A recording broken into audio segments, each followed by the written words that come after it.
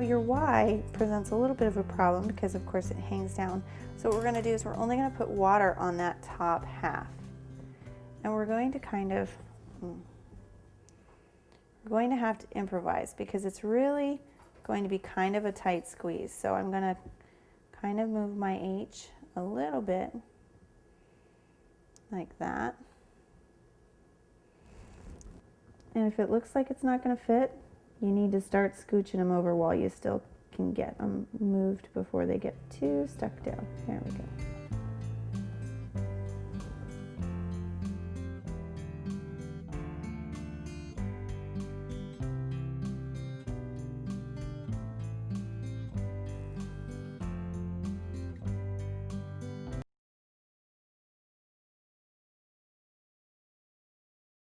So I managed to get that on there, and I did have to manhandle those letters a little bit because they were a little bit too wide.